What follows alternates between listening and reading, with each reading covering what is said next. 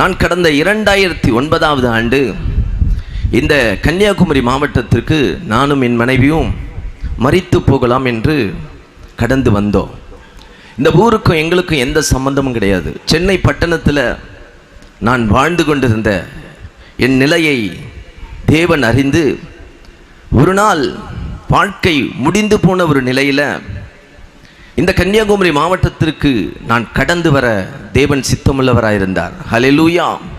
ஆண்டவரை அறியாத குடும்பத்தில் பிறந்த எனக்கு கர்த்தரை குறித்த எந்த காரியமும் எனக்கு தெரியாது. ஹல்லேலூயா. ஆண்டவர் யார், எப்படியாப்பட்டவர், இயேசு எப்படியாப்பட்ட தெய்வம் என்பதை நான் அறிந்து கொள்ளவில்லை. ஆன்மீகத்தில் அதிக நாட்டமுடையவனாயிருந்தேன். அதிக வாஞ்சையோடு பக்திமானாயிருந்தேன். எப்பொழுதும் என்னுடைய காரியங்கள் எல்லாமே கடவுள் கடவுள் என்று சொல்லி தெய்வத்திற்கு பின்பாக ஓடிக்கொண்டிருக்கிறதே என்னுடைய வழக்கமாயிருந்தது. என்னுடைய வாழ்க்கையில் சிறு வயது முதல் பக்தியிலையும் பக்தி வைராங்கியத்திலும் அதிக நாட்டமுடையவனாயிருந்தேன். ஆனாலும் என் தேவனை அறிய எனக்கு வாய்ப்பு கிடைக்கல. என் வாழ்க்கையில் எல்லாவற்றையும் இழக்க வேண்டிய ஒரு சூழ்நிலை வந்தது. எல்லா தருணத்தையும் நான் இழந்த நிலையில் எல்லாவற்றையும் இழந்து போய் நடு தெருவுக்கு வந்து ஒன்றுமில்லாமல் மரித்து போகலாம் என்று நானும் என் மனைவியும் முடிவெடுத்தோம். வாழ்க்கையில் அவ்வளவு தோல்வி. பக்தியில் ரொம்ப வைராக்கியமாக இருந்தாலும் 13 வயதிலிருந்தே அநேக மேடைகளில் ஏறி நடனத்துறையில் நடனத்தை கற்றுத்தருகிற ஒரு பயிற்சியாளராய் சிறு வயதிலிருந்தே என்னுடைய நாட்டம் முழுக்க மேடைகளில் ஏறி நடனம் ஆடுகிறது என்னுடைய வழக்கமாயிருந்தது. நடனத்தின் மேலே அவ்வளவு ஒரு நாட்டம். எப்படியாவது டான்ஸில் ஒரு நடன ஆசிரியராய் வரணும் என்பது என் சிறு வயது முதல் கொண்டே ஒரு தாகமாயிருந்தது. 13 வயதிலேயே என்னுடைய நிலைகள் எல்லாமே எப்படியாவது நடனத்துறையில் ஒரு பெரிய லெவலில் வரணும், எப்படியாவது சினிமா துறையில் எப்படியாவது ஒரு நல்ல நிலைமைக்கு பெரிய டான்ஸ் மாஸ்டராக வரணும். இதுதான் என்னுடைய தாகமாக இருந்தது. நாட்கள் கடந்து போய்கொண்டே இருந்தது. அநேக மேடைகளில் அநேக நிகழ்ச்சிகளை நடத்த ஆரம்பித்தேன். ஆயிரக்கணக்கான மேடைகளை ஏறி ஆயிரக்கணக்கான நடன நிகழ்ச்சிகளை நடத்தியிருக்கிறேன். ஆனாலும் என் வாழ்க்கையில் படிப்பு என்பது பூஜ்ஜியமாக இருந்தது. என்னுடைய தேவையெல்லாம் இந்த உலகத்தில் எப்படியாவது எதையாகிலும் சாதிக்கணும். ஒரு பக்கம் பக்தி. ஒரு கூட்டத்தார் என்னை பார்க்கும் பொழுது சாமியார்னு சொல்லுவாங்க, ஒரு கூட்டம் சொல்லும் மந்திரவாதி வரான்னு சொல்லுவாங்க. இந்த 2 பெயர்களோடு என்னுடைய ஆன்மீக பயணம் வேகமாய் அசுர வளர்ச்சியோடு வேகமாய் என் ஆன்மீகம் வளர்ந்து கொண்டே இருந்தது. எப்பொழுதும் காவி வேட்டி, ருத்ராட்சம், கழுத்து ஃபுல்லாக மாலை, நெத்தி ஃபுல்லாக எப்பொழுதும் பட்டை, எப்பவும் தாடி. நான் போகாத மலை இல்லை, நான் போகாத காடு இல்லை, எனக்கு தெரியாத சாமியார் இல்லை, எனக்கு தெரியாத மந்திரவாதி இல்லை. இப்படி என்னுடைய வாழ்க்கையில் எல்லாவற்றையும் பார்த்து கொண்டிருந்த என்னுடைய வாழ்க்கையில் கொஞ்சம் கொஞ்சமாய் வளர்ச்சியும் எனக்கு நிறைய கிடைக்க ஆரம்பிச்சது.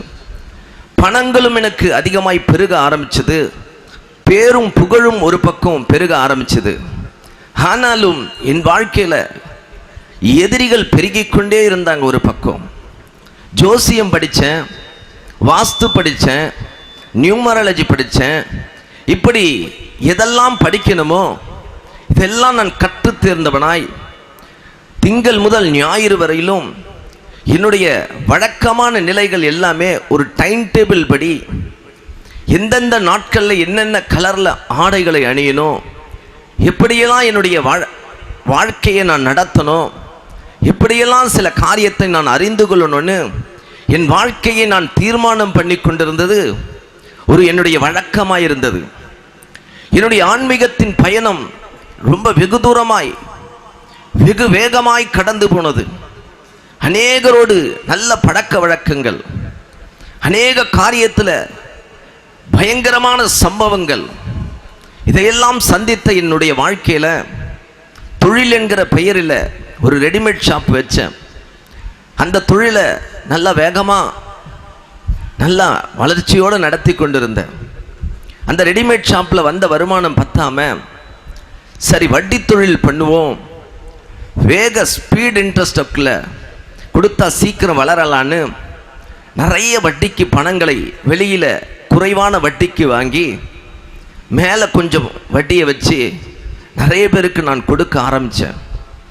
ஒரு பக்கம் ஆன்மீகத்தில் அதிக நாட்டமாயுடையவனாய் எல்லாவற்றையும் ஜாதகத்தை பார்த்து, நாள் நட்சத்திரத்தை பார்த்து, ராசிகளை பார்த்து, எல்லாம் 9 கட்டத்தையும் போட்டு ஒவ்வொரு காரியத்தையும் ஒவ்வொரு நாளும் என்னுடைய வாழ்க்கையை நானே என் கரத்தினால் தீர்மானம் செய்து கொண்டிருந்தேன். வேகமாய் வளர்ந்தேன்.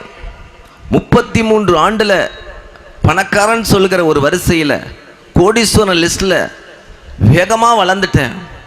ரொம்ப ஆசீர்வாதமாக வந்துட்டேன். ரொம்ப ஆச்சரியமாக இருந்தது. என்னுடைய வளர்ச்சி வெகு சீக்கிரமாக இருந்தது. இப்படியெல்லாம் என்னுடைய பிரயாணம் இருக்கும் பொழுது எதிரிகள் பெருக ஆரம்பித்த மாத்திரத்தில் கொஞ்சம் கொஞ்சமாக என் வாழ்க்கையில் சரிவு வர ஆரம்பித்தது. கொஞ்சம் கொஞ்சமாக என்னுடைய பணங்கள் எல்லாம் குறைய ஆரம்பித்தது. ஒரு நாளைக்கு எனக்கு ₹1,00,000 வருமானம். என்னுடைய வளர்ச்சி அசுர வேகத்தில் இருந்ததுனால பணத்தை நான் மதிக்கவே இல்லை. ரொம்ப வேகமாக வளர்ந்ததுனால நிறைய காரியத்தில் வேதாந்தங்களை அதிகமாய் பேசுவேன். அதிகமான நாட்டத்தில் அநேகருக்கு உதவி செய்தாலும் ஒரு பக்கம் கடன் கொஞ்சம் கொஞ்சமாக என் வாழ்க்கையில் என்னை நெருக்க ஆரம்பிச்சது. எதிரிகள் பெருகி என்னிடத்தில் இருக்கிற அத்தனை பணங்களையும் பிடுங்கணும்.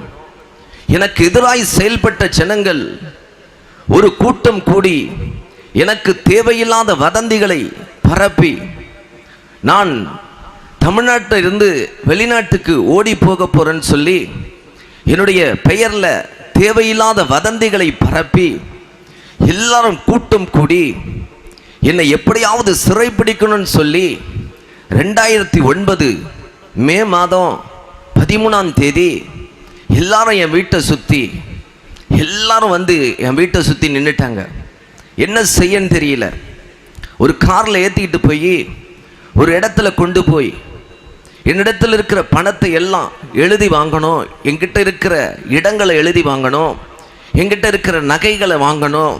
இப்படி திட்டம் போட்டு 17 பேர் இரும்பு பைப்பில் ஒரு தோட்டத்திற்குள்ளே என்னை வைத்து 17 பேர் மாறி மாறி அடித்தார்கள். அடித்த மாத்திரத்தில் என் சரீரம் முழுக்க எல்லா பாகமும் உடைக்கப்பட்டது. நொறுக்கப்பட்டேன், சின்னாபின்னமானேன். அப்பொழுது வானத்துக்கு நேராய் பார்க்கிறேன்.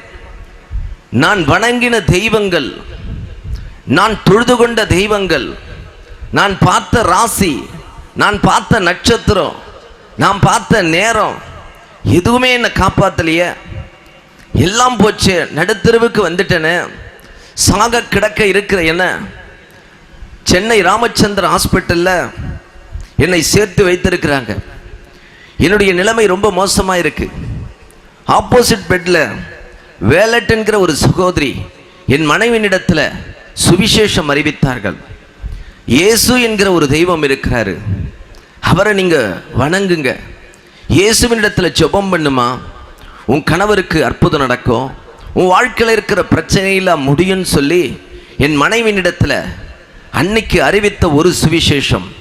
அந்த வேலட் என்கிற சகோதரியை இந்த 14 வருஷமாய் அநேக மேடைகளில் அநேக இடத்துல சொல்லுகிறேன். நான் பார்த்தது ஒரு தடவை தான், அவர்களை சந்தித்தது ஒரு நாள் தான். ஆனால் அவர்கள் அறிவித்த சுவிசேஷம் இந்த 14 வருஷத்திற்கு பிறகு உங்கள் மத்தியில் என்னுடைய சாட்சியை சொல்ல எவ்வளவு பிரயோஜனமாக இருக்கு. அந்த சகோதரி அறிவித்த சுவிசேஷம் என் மனைவிக்குள்ள ஒரு கேள்விக்குறியாய் என்னிடத்தில் ஒரு புத்தகத்தை கொண்டு வந்து என்னிடத்தில் கொடுத்து, இப்படியெல்லாம் சொல்கிறாங்க, நம்ம நிலைமை ரொம்ப மோசமாயிடுச்சு, நம்மளை எப்படியும் கொன்னுடுவாங்க, எப்படியும் நம்ம சரியாய் வெளியில் போனாலும் உங்களை கொலை செய்ய அநேகர் திட்டம் போட்டுக்கிட்டு இருக்கிறாங்க, வெளியில் போனால் எப்படியும் நம்மளை சிறைப்பிடிச்சிடுவாங்க. இந்த நிலையில் இருக்கும் பொழுது எதிர்க்க இருக்கிற இந்த சகோதரி இயேசு என்கிற ஒரு தெய்வம் இருக்கிறாரு, இந்த தெய்வத்தை நம்பினால் உன் வாழ்க்கை தரம் மாறணும்னு சொல்கிறாங்க. நான் ரொம்ப சிரிப்போடு ஏளனத்தோடு நகைப்போடு அந்த புத்தகத்தை வாங்கி பிரித்தேன். முதல் ஆண்டவர் என்னிடக்கு பேசின வார்த்தை, நான் உன்னை விட்டு விலகுவதும் இல்லை, உன்னை கைவிடுவதும் இல்லை என்று சொல்லி ஒரு வார்த்தையை கேட்டேன். எனக்கு வித்தியாசமாக இருந்தது இந்த வார்த்தை.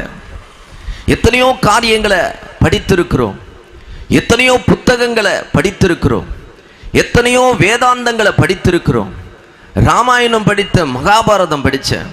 ஆனால் இந்த பைபிளை படித்ததே இல்லையே. நம்ம பகவத்கீதையில் என்னெல்லாம் எழுதியிருக்குன்னு தெரியும், ஆனால் இந்த பைபிளில் என்னெல்லாம் எழுதியிருக்குன்னு நமக்கு தெரியலையே. ஆனால் இந்த வசனம் ஏதோ ஒன்றை சொல்லுகிறதே என்று சொல்லி அன்னைக்கு ராத்திரி படுத்து கொண்டிருக்கும் பொழுது ஒரு ஆவி என்னை தொடுகிறதை நான் உணர்ந்தேன். இருந்தாலும் அந்த காரியத்தை மறந்து மறுபடியும் அங்கிருந்து வேகமாய் நாங்கள் மதுரைக்கு வந்தோம். இனி அந்த ஊரில் இருந்தால் நம்மளை எப்படியும் கொன்னுடுவாங்க. அதனால் மனுஷன் கையினால் நம்ம சாகக்கூடாது, நாமளே நம்மளுடைய உயிரை மாய்த்து கொள்ளுவோம். அதனால் வேகமாய் நாங்கள் பிரயாணப்பட ஆரம்பித்தோம். 1.5 வயசு குழந்தைய அவங்க அம்மா கிட்ட விட்டுட்டு நாம தான் மறிக்க போகிறோம், பிள்ளையாகுது நல்லா இருக்கட்டும் சொல்லி நானும் என் மனைவியும் பிரயாணப்பட்டு மதுரை வரலும் வந்தோம். மதுரை வரலும் வந்த எங்களுக்கு எந்த வழியும் தெரியல.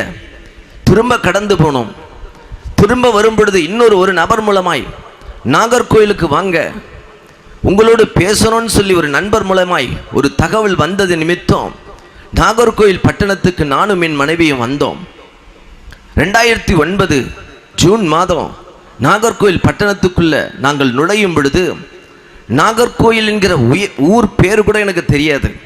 என் மனைவியிடத்தில் கேட்டேன், முஸ்லிம்ஸ் அதிகமாக இருக்கிற ஊரா இது? என் மனைவி என்னிடத்தில் சொன்னா, இல்லை கிறிஸ்தவர்கள் அதிகமாக இருக்கிற மாவட்டம், இந்த நாகர்கோயிலில் கிறிஸ்தவர்கள் அதிகமாக இருக்கிறாங்க, இங்கே போய் என்ன செய்ய போகிறோம்? என்னுடைய நண்பரை பார்த்துட்டு நம்ம கன்னியாகுமரி கடலில் விழுந்து செத்துடலாம், கடைசி வாய்ப்பு, கடைசியாக ஒரு வாய்ப்பை பார்ப்போம் சொல்லி மீனாட்சிபுரம் என்கிற அந்த ஏரியாவில் ஒரு லாட்ஜில் 17 நாள் நானும் என் மனைவியும் ஒரு லாட்ஜில் தங்கணும். லாட்ஜில் தங்குற எங்கள் கையில் இருக்கிற கொஞ்சம் பணம் கொஞ்சம் கொஞ்சமாக கரைய ஆரம்பிச்சுது. என்ன செய்யன்னு தெரியல. 3வது நாளே என் மனைவி அந்த லாட்ஜில் இருந்து ஒரு சின்ன வேலையை தெளிக்கிட்டு என் மனைவி வேலைக்கு போயிட்டா. ஒரு லாட்ஜில் இருந்து ஒரு பெண் வேலைக்கு போகிறது எவ்வளவு கொடுமையான ஒரு காரியம். ஆனாலும் ஆண்டவர் எனக்கு ஒரு நல்ல மனைவியை கொடுத்தார். ஹல்லேலூயா. கர்த்தர் என் வாழ்க்கையில் ஒரு நல்ல மனைவியை கொடுத்தார். அந்த மனைவியை நான் அற்பமாக நினைச்சேன். நல்ல வசதி வாய்ப்புகள் பணம் நிறைய இருக்கும் பொழுது மனைவியை பார்க்கும்போது அற்பமாக நினைச்சேன். என்னோட வசதியில் கம்மியாக இருக்கிறான்னு நினைச்சேன்.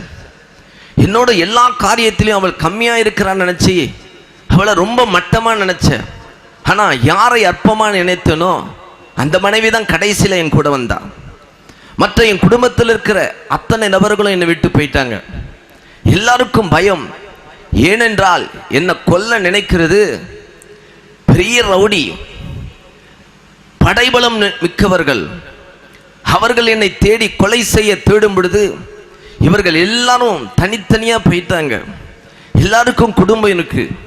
அவங்கவுங்க தங்களை காப்பாற்றிக்கொள்ள ஓடிட்டாங்க. நண்பர்கள் ஓடிட்டாங்க, உறவுக்காரர்கள் ஓடிட்டாங்க. எல்லாரும் ஓடி போன நிலையில் கடைசியில் நின்றது என் மனைவி மாத்திரம்தான். இருந்தாலும் என்னோடு கூட வந்து 3வது நாளே லாட்ஜிலிருந்து மனைவி வேலைக்கு போகிறாளேன்னு சொல்லி ரொம்ப வேதனையோடு அவள் வேலைக்கு போன பிறகு லாட்ஜில் ஒவ்வொரு நாளும் பாட்டிலை உடைச்சி அரைச்சி குடிச்சிடலாம். தினமும் குடிக்கிற பழக்கம். ராத்திரி 9 மணியானா கண்டிப்பாக குடிக்கணும். குடிக்காமல் என்னால் இருக்க முடியாது. அப்படியாப்பட்ட சூழல்லையும் அப்படியாப்பட்ட தருணத்திலையும் 3வது நாளிலேயே மனைவி வேலைக்கு போன மாத்திரத்தில் 4வது நாளில் இருந்து அதே மனைவியிடத்தில் வேலை செய்கிற இடத்துலேருந்து 100 ரூபா வாங்கிட்டு வா, நான் குடிக்கணும், இல்லைன்னா என்னால் இருக்க முடியாது, என்னால் தூங்க முடியாது, எனக்கு இந்த ஊரை பார்த்தா பயமாக இருக்குது, இந்த ஜனங்களெல்லாம் பார்த்தா பயமாக இருக்குது, என்ன செய்யன்னு தெரியல. அந்த மனைவி அப்போவும் எனக்கு ஆஃபீஸ்லேருந்து பணத்தை வாங்கிட்டு வந்து கொடுத்து கொஞ்சம் கொஞ்சமாய் குடித்து குடித்து அந்த லாட்ஜில் ஒவ்வொரு நாளும் பிளான் போட்டோம் செத்துடலான்னு. அப்பொழுது ஒரு நபரை சந்திக்க ஆண்டவர் வாய்ப்பை கொடுத்தார். யாரோ ஒரு நபர், இயேசு என்கிற தெய்வத்தை தெரியுமா, இயேசுன்னு ஒருத்தர் இருக்கிறார் தெரியுமா, அவர் உங்களை நேசிக்கிறார். யார் இந்த இயேசு? நான் பார்க்காத தெய்வமா? 7 நாள் 7 பெயர்களில் நான் தெய்வத்தை வணங்கி கொண்டிருந்தேனே, இந்த ஒரு இயேசு என்னை எப்படி காப்பாற்ற முடியும்? அந்த லாட்ஜிலிருந்தே கையில் சிகரெட்டு, ஒரு பக்கம் சாராய பாட்டில், ஆனாலும் இயேசுவிடத்தில் பேசுகிற, இயேசுன்னு சொல்கிறாங்க. உன்னால் என்னை காப்பாற்ற முடியுமா? உன்னால் என்னை காப்பாற்ற முடியும்னா, நீ அப்படி காப்பாற்றினா நீ உண்மையான தெய்வம் என்பதை அறிந்து கொள்ளுகிறேன். அந்த லாட்ஜிலிருந்து இயேசுவினிடத்தில் பேச ஆரம்பித்தேன். 17 நாள் கழித்து ஒரு சின்ன வீடை வாடகைக்கு கன்னியாகுமரி பக்கத்தில் ஆரோக்கியபுரம் என்கிற ஊரில் ஒரு சின்ன வீட்டை வாடகைக்கு எடுத்து அந்த வீட்டுக்குள்ளே போக நானும் என் மனைவி அந்த வீட்டுக்குள்ளே இருந்தோம். ஒவ்வொரு நாளும் கன்னியாகுமரி சுற்றி இருக்கிற எல்லா கடல் பக்கமும் போய் ஆட்கள் இல்லாத இடத்தை தேர்வு செய்யலாம் என்று நானும் என் மனைவி மாலை நேரத்தில் தொடர்ந்து எந்த கடலில் விழலாம், ஆட்களே இல்லாத இடம் எது, இப்படி சுற்றி சுற்றி எங்களுக்காக ஒரு தேதியை நாங்கள் குறிப்பிட்டு வைத்திருந்தோம். அந்த தேதியை ஒரு முடிவாய் வைத்திருந்தோம். இதற்கிடையில் சந்தித்த நபர்கள் அத்தனை பேரும் இப்படி ஒரு வேத புத்தகத்தை கையில் எடுத்துக்கொண்டு, எங்களை சந்தித்த நபர்கள் எல்லாம் இயேசு என்கிற ஒரு தெய்வம் இருக்கிறாரு, ஒரு 5 நிமிஷம் பேசலாமா அவங்கக்கிட்ட? பேசுங்க. பேசுகிற அத்தனை பேரும் சொல்லுகிற ஒரே காரியம், இயேசு உங்களை நேசிக்கிறார். இயேசு உங்களை நேசிக்கிறாரு. நீங்கள் இயேசுவினிடத்தில் கொஞ்ச நேரம் ஜெபம் பண்ணி பாருங்க, அற்புதம் நடக்கும். இப்படி இயேசுவை குறித்து பேசுகிற எல்லா காரியத்தையும் அறிந்தாலும் 10ஓடு 11 இந்த இயேசுவை நான் ஏற்றுக்கொள்ள ஆரம்பித்தேன். இயேசு என் வாழ்க்கையில் வந்த மாத்திரத்தில் ஒரு மனுஷனை சந்தித்தேன். அந்த ஒரு மனுஷன் அறிவித்த சுவிசேஷம், அந்த மனுஷன் கூப்பிட்டு போய் எனக்கு வீட்டில் சாப்பாடெல்லாம் கொடுத்தாரு, துணிமணி கொடுத்தாரு, பழைய துணிகள் எல்லாம் கொடுத்து, மாற்று துணி கூட கிடையாது, ஒரு சூட்கேஸ் ஒரு பேக்கோடு நாங்கள் வந்துட்டோம். என்ன செய்யன்னு தெரியல. யாருன்னே தெரியாத ஒரு கிறிஸ்தவ சகோதரன் என் வாழ்க்கையில் அறிமுகமில்லாத ஒரு நபருக்கு சாப்பாடு போட்டு, துணிமணி கொடுத்து, வீட்டில் இடம் கொடுத்து, நாகர்கோயிலில் ஒரு வீட்டை எடுத்து கொடுத்து, அந்த வீட்டுக்கு அட்வான்ஸ் கொடுத்து, எனக்கு ஒரு சின்ன பெட்டி கடையை வச்சு கொடுத்து, என் வாழ்க்கை பிரயாணத்தை ஆரம்பிக்க ஒரு மனுஷனுடைய சுவிசேஷம் என் வாழ்க்கையில் ஒரு மாற்றத்தை கொண்டு வர ஆரம்பித்தது. கிறிஸ்தவர்கள் இவ்வளவு நல்லவர்களா என்று அறிந்து கொண்டேன். நாமளும் எத்தனையோ பேர் இந்த உலகத்தில் பார்த்துருக்கிறோமே, கிறிஸ்தவர்கள் இவ்வளவு நல்லவங்களா? யாருன்னே தெரியாத எனக்கு சாப்பாடு கொடுத்து, துணிமணி கொடுத்து, எனக்கு ஒரு சின்ன கடையை வச்சு கொடுத்து, யார் இவர்கள்? இவர்கள் வணங்குகிற தெய்வம் யாரு? அந்த சகோதரன் தான் என்னை ஒரு சபையில் கொண்டு போய் விட்டார். ஒரு நல்ல சபையில் என்னை கொண்டு போய் சேர்த்தார். சபைக்கு போகின நாட்கள்ல இருந்து கொஞ்சம் கொஞ்சமாக வார்த்தைகளை கேட்க ஆரம்பித்த எனக்குள்ள குடிவெறியின் ஆவி என்னை விட்டு அகன்று போனது. பல நாட்கள் குடித்து கொண்டே தான் இருந்தேன். சபைக்கு போய் நான் குடிச்சிட்டு தான் இருந்தேன். என் மனைவி ஒரு நாளும் என்னை கடிந்து கொண்டதில்லை, ஒரு நாளும் சண்டை போட்டதில்லை, ஒரு நாளும் என்னை எதிர்த்து நின்று பேசினதில்லை. இப்படியாப்பட்ட சூழல்லையும் குடிக்கிறேன்னு சொல்லி ஒரு நாளும் என்னை கடிந்து அற்பமாக பேசவே இல்லை. நான் ஒரு பக்கம் குடித்து கொண்டிருந்தால் ஒரு பக்கம் அவன் முழங்கால் என்ன ஜெபித்து கொண்டிருப்பா. அப்படியாப்பட்ட ஒரு தருணத்திலையும் அவளுடைய ஜெபம் ஒரு நாள் என் கையில் இருந்த பாட்டிலை தூக்கி போட வச்சது. யாரும் எனக்கு உபதேசிக்கலை, யாரும் எனக்கு குடிக்கக்கூடாதுன்னு சொல்லி யாரும் எனக்கு அட்வைஸ் பண்ணல. இயேசுவே என்னை தொட்டு அற்புதம் செய்த நாட்களை நான் பார்த்தேன். அப்போது ஞானஸ்நானம் எடுக்கணுமே, இப்படி அடுத்த நிலைக்கு போக இந்த சின்ன பெட்டி கடையை வச்சு என் வாழ்க்கையில் ஒன்றும் செய்ய முடியலையே, வருமானம் இல்லையே, மறுபடியும் வாழ்க்கையில் தோல்வி, மறுபடியும் பிரச்சனை, மறுபடியும் வறுமை, மறுபடியும் பசி, மறுபடியும் பட்டினி. என்ன இயேசுவே, என்னை கூட்டிகிட்டு வந்து திரும்ப ஒரு சின்ன பெட்டி கடை வச்சு கொடுத்து, பெட்டி கடை வச்சு கொடுத்தவரும் விட்டுட்டு போயிட்டாரு. இப்போ நான் என்ன செய்ய? உங்களை நம்பி நிற்கிறேன். வாடகை கொடுக்க வழி இல்லை, கடை வாடகை கொடுக்க வழி இல்லை. இந்த சூழ்நிலையில் இயேசுவினிடத்தில் அதிகமாய் தனிமையில் பேச ஆரம்பித்தேன். என் கடையில் எப்பொழுதும் ஃபாதர் பெர்க்மன்ஸ் ஃபாதர் பாடல்களை கேட்க ஆரம்பித்தேன். அந்த பாடல் வரிகளில் தொடப்பட்டேன். ஃபாதருடைய பாடலில் தான் ரொம்ப அதிகமாய் தொடப்பட்டேன். ஃபாதருடைய பாடல் வரிகள் எனக்குள்ள ஒரு மாற்றத்தை கொண்டு வந்தது. என் கடைக்கு பெயரே ஃபாதர் பெர்க்மன்ஸ் ஃபாதர் கடன் சொல்லி எனக்கு ஒரு அங்கீகாரத்தை கொடுத்தாங்க. என் கடையில் வருமானம் இல்லை, எனக்கு ஒரு வருமானமே இல்லைன்னு சொல்லி ஆண்டவரிடத்தில் ஜெபிக்க ஆரம்பித்தேன். ஆண்டவர் ஒரு தண்ணி கேன் பிஸ்னஸ் எனக்கு கொடுத்தாரு. வீடு வீடா தண்ணி கேன் போட ஆரம்பித்தேன். வீடு வீடா ஏறி தண்ணி கேன் போட்டு எப்படியாவது சம்பாதிக்கலான்னு ஒவ்வொரு நாளும் ஓடிக்கொண்டிருந்தேன். ஒரு வருமானத்தை ஆண்டவர் கொடுத்தார். நாட்கள் வந்தது. கொஞ்சம் கொஞ்சமாக ஒரு முன்னேற்றத்தை கொடுத்தார். கர்த்தர் என்னிடத்தில் ஒரு நாள் கேட்டார், உன்னை அழைத்து வந்தது உன்னை மறுபடியும் ஆசீர்வதித்து உன்னை தொழிலில் வளர்க்க அல்ல, நீ என் வேலையை செய்யணும், எனக்கு நீ சுவிசேஷம் அறிவிக்கணும், உனக்கு ஜீவன் தந்து சுகம் தந்து பலன் கொடுத்தேனே. இப்படியாப்பட்ட சூழலில் இயேசு என்னிடத்தில் சொன்ன மாத்திரத்தில் ஒரு பேக்கில் ஒரு பைபிள் எடுத்து போட்டுக்கிட்டு சுவிசேஷம் அறிவிக்க ஆரம்பித்தேன். பைபிளை குறித்து ஒன்றுமே தெரியாது, வேத அறிவுலாம் எனக்கு கிடையாது, வேதத்தை குறித்த எந்த ஞானமும் இல்லை. ஆனாலும் ஒன்றே ஒன்று தெரிந்து கொண்டேன், இயேசு யார் என்பதை அறிந்து கொண்டேன். ஹல்லேலூயா, ஹல்லேலூயா. அப்போ செத்து போக வந்த என்ன ஆண்டவர் இந்த மாவட்டத்தில் இப்படி ஒரு நிலைக்கு கொண்டு வரணும்னா அப்பொழுதுதான் தெரிந்து கொண்டேன். தாயின் கர்ப்பத்தில் உருவாகும் முன்னே நான் உன்னை பெயர் சொல்லி அழைத்தேன் என்கிற வசனம் அப்பொழுதுதான் எனக்கு நினைவு வந்தது. எங்கள் அம்மாவுக்கு நான் 3வது பிள்ளையாக இருக்கும் பொழுதே என்னை எப்படியாவது கலைத்திடணும், 3வது பிள்ளை வேணான்னு சொல்லி எங்கள் அம்மா எவ்வளவோ முயற்சி பண்ணியிருக்கிறாங்க. அதற்கு பிறகு அந்த முயற்சியிலிருந்து எப்படியோ ஓவர்டேக் பண்ணி தான் இயேசு என்னை கொண்டு வந்தார். ஹல்லேலூயா. இந்த உலகத்திற்கு வருகிறதற்கு தாயின் கர்ப்பத்தில் உருவாகும் முன்னே பெயர் சொல்லி அழைத்தேன் என்று சொன்ன இயேசு என்னை முன்குறித்தார். என்னுடைய வாழ்க்கையில் மகனை இழந்துட்டு வந்துட்டேனே, 1.5 வயசு குழந்தையை விட்டுட்டு வந்துட்டேனே, எப்படி நான் அந்த குழந்தையை பார்க்கறது, எப்படி அந்த குழந்தை இல்லாமல் வாழ முடியும்? ஒவ்வொரு நாளும் சபையில் போய் நானும் என் மனைவியும் அழுவோம். எங்களால் எங்கள் ஊருக்கு போக முடியாது, எங்கள் ஊருக்கு போனால் எங்களை கொன்னுடுவாங்க, எங்களை கொலை செஞ்சிருவாங்க. என் பையனை அங்கே சிறைபிடித்து வைத்தது போல வீட்டை சுற்றி எப்பொழுதும் ஆட்கள்.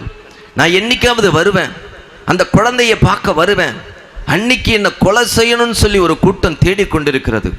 இருந்தாலும் எவ்வளவு முயற்சி எடுத்தாலும் ஆண்டவர் சொன்னார், நான் உன் பிள்ளை உனக்கு கொடுப்பேன், ஏற்ற வேளையில் கொடுப்பேன், நீ அமைதியாயிரு, நீ என் கரத்தில் அடங்கியிரு, நான் ஏற்ற வேளையில் உன் மகனை உனக்கு நான் கொடுப்பேன்.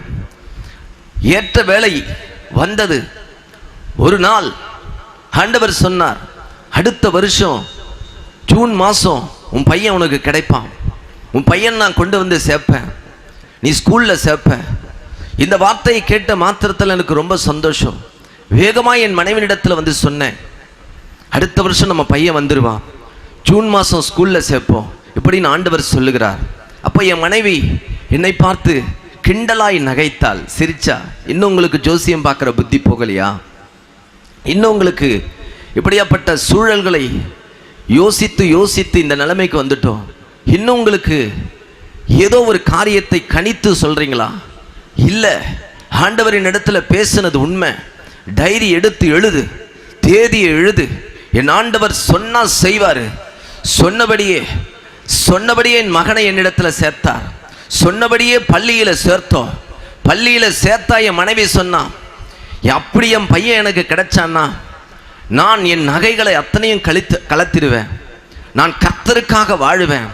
இந்த உலகத்தில் என் பையனை எனக்கு ஆண்டவர் கொடுத்துட்டா நான் ஆசையாக வச்சிருக்கிற இந்த பொட்டு, இந்த நகை, இது எதுவுமே எனக்கு வேண்டாம், நான் கர்த்தருக்காக அர்ப்பணிப்பேன்னு சொன்ன மாத்திரத்தில் என் ஆண்டவர் பிள்ளையை கொண்டு வந்து சேர்த்தார். நகையெல்லாம் கலத்தியாச்சு. காலையில் ஆலயத்திற்கு போய் நன்றி சொல்ல போகிறோம். அன்னைக்கு மாலையிலேயே அதிர்ச்சி செய்தி. மகனை தேடிக்கொண்டிருக்கிறவர்கள் அதி தீவிரமாக தேடிட்டு இருக்கிறாங்க. மகனை கொண்டு போய் மறுபடியும் அங்கே வீடல்லனா எப்படியாவது உங்களை கண்டுபிடிச்சிருவாங்கன்னு சொல்லி ஒரு தகவல். அன்னைக்கு மாலையிலேயே திரும்ப என் பிள்ளைய அனுப்பிட்டேன் ஊருக்கு. மறுபடியும் கிடைத்த மகன் மறுபடியும் அந்த ஊருக்கு போயிட்டான். என் மனைவி ஓன்னு அழுதா, கதறினா. ஆண்டவருக்காக நான் அர்ப்பணித்தேனே, எல்லாவற்றையும் நான் சொன்னபடி பொருத்தனையை செலுத்தினேனே. இன்னைக்கு சாயந்தரமே உடனே பிள்ளை போயிட்டானே. ஆனாலும் நாங்கள் சோர்ந்து போகாதபடிக்கு கர்த்தரிடத்தில் சொன்னோம், நீங்க எதை செய்தாலும் நேர்த்தியாய் செய்கிற தேவன் நிச்சயம் மறுபடியும் கொண்டு வந்து சேர்ப்பாரு. நம்ம சாட்சி சொல்லுவோம், கர்த்தருக்காக நம்ம சாட்சி சொல்லுவோம். அப்படி சொன்ன மாத்திரத்தில் 1 மாதம் கழித்து மறுபடியும் என் பையன் என்னிடத்துல கிடைச்சான். 5 வயசுல கிடைச்ச பையன் இன்னைக்கு 15 வயது, 10வது படிக்கிறான். ஆண்டவர் என் மகனை என்னிடத்துல கொண்டு வந்து சேர்த்தார். ஒன்றுமில்லாத என் வாழ்க்கையில, பூஜ்ஜியமாயிருந்த என் வாழ்க்கையில 1வது முதல் இடத்தை கொஞ்சம் கொஞ்சமா வாழ்க்கையில முன்னேற நல்ல ஒரு முன்னேற்றத்தை கொடுத்து ஆசீர்வாதமாய் நல்ல ஸ்தானத்தில் என் ஆண்டவர் உயர்த்த முடியும்னு சொல்லி தான் இந்த நாள்ல என்னுடைய சாட்சியை உங்ககிட்ட நான் சொல்லிக்கிட்டு இருக்கிறேன்.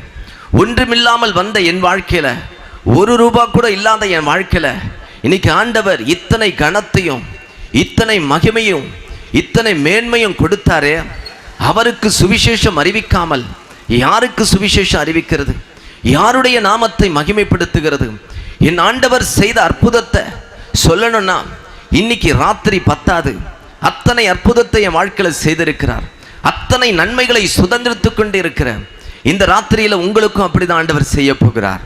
ஒன்றுமில்லாமல் வந்த என் வாழ்க்கையில, மரிக்க வந்த என் வாழ்க்கையில என் ஆண்டவர் ஜீவனை கொடுத்து இன்னைக்கு உங்க மத்தியில கொண்டு வந்திருக்கிறார்னா, இந்த மாத்தார் ஊர்ல என் ஆண்டவர் என்னை கொண்டு என்ன செய்ய சித்தமா இருக்கிறார் என்பதை நிச்சயமாகவே நீங்கள் இந்த கூட்டத்தில் இருக்கிற ஒரு சிலருக்கு அற்புதத்தை பெற்றுக்கொண்டு, அந்த அற்புதம் இந்த ஊர்ல அநேகர் ரட்சிக்கப்பட, அநேகருக்கு உங்களுடைய சாட்சி பிரயோஜனமா இருக்கும். சபையில ஒரு ஆத்தும அறுவடை நடக்கும். நிச்சயமாகவே நான் விசுவாசிக்கிறேன், கர்த்தர் ஏதோ ஒன்றை செய்ய போகிறார்.